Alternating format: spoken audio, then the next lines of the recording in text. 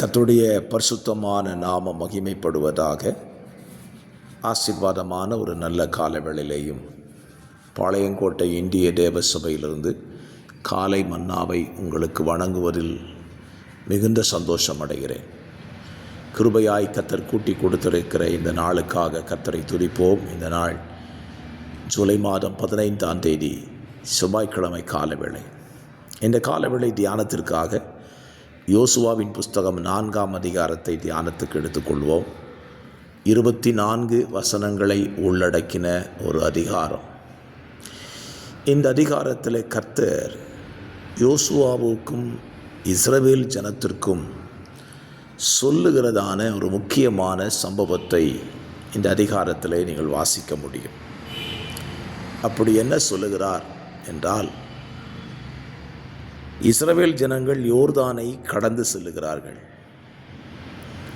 யோர்தான் அறுப்பு காலமாக இருந்ததினாலே கரை புரண்டு ஓடினது.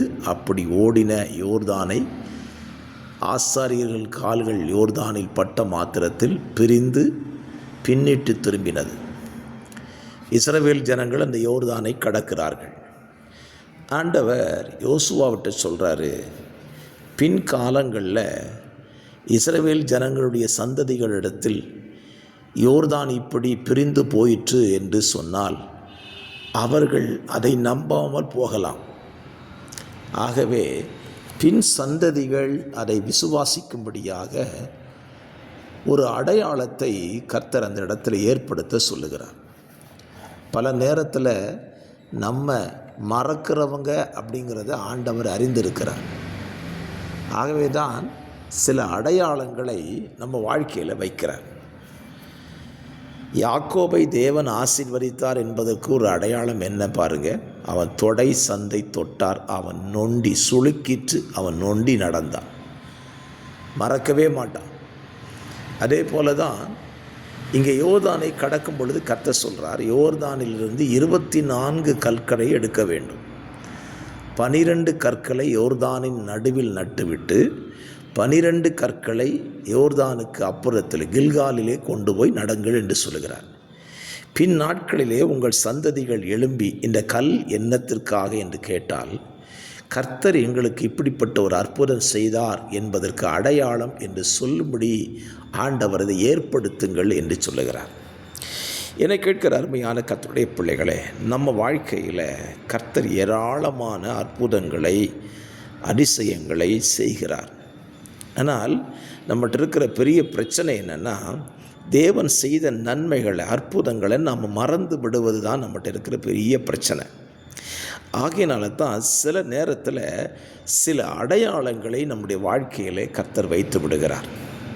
அதை நினைக்கும் போதெல்லாம் இது கர்த்தர் செய்த அற்புதம் அப்படின்னு சொல்ல தோணும், நினைக்க தோணும். அவருக்கு நன்றி சொல்வதற்கும் அது வாய்ப்பாய் அமையும். ஆமென். இந்த காலத்தில் உங்கள் வாழ்க்கையை யோசித்து பாருங்கள். உங்கள் வாழ்க்கையில் கர்த்தர் எத்தனை அற்புதங்களை செய்திருப்பார். அவைகளெல்லாம் நீங்கள் நினைக்கிறீங்களா? இல்லை அப்படி ஒரு சம்பவம் நடக்கலைன்னு சொல்லி சொல்கிறதுக்கு உங்களுடைய வாய் வருகிறதா? யோசித்து பாருங்கள். தேவன் செய்த நன்மைகளை நினைக்காமல் இருக்கவே கூடாது. நினைக்காமல் இருக்கவே கூடாதுங்கிறது உண்மை. பாருங்கள், என்னுடைய வாழ்க்கையில் கூட நான் இன்றைக்கு ஜீவனோடு இருந்து கர்த்தருடைய வார்த்தையை சொல்லுகிறேன் என்றால், என்னை கர்த்தர் ஊழியத்துக்கு அழைச்சதற்கான சில அடையாளம் என்னில் இருக்கிறது. என்னுடைய வலதுகையினுடைய பெருவிரல் இப்பொழுதும் அது பாதியாய்த்தான் இருக்கிறது. அதை நினைக்கும் போதெல்லாம் நான் சொல்லுவேன், தேவன் என்னை ஊழியத்துக்கு அழைத்ததற்கு அடையாளம் அது. ஸ்தோத்திரம். இப்படி சில அடையாளங்களை நம்முடைய வாழ்க்கையில் அவர் வைத்திருக்கிறார். அடையாளமே நீங்கள் இல்லைன்னு சொன்னாலும் ஒரு காரியத்தை சொல்லுவேன், உங்களுக்கு செஞ்ச நன்மைகளை அற்புதங்களை நீங்கள் மறக்கவே கூடாது. அதை நினைத்து தேவனுக்கு நன்றி சொல்லணும். பின்வரும் சந்ததிகளுக்கு நம்ம அதை சொல்லிக் கொடுக்கணும். இப்படிப்பட்ட நன்மைகளெல்லாம் கர்த்தர் என் வாழ்க்கையில் செஞ்சார் நீங்கள் சொல்வதற்குத்தான் கர்த்தர் சில காரியத்தை செய்கிறார். செய்வீர்களா?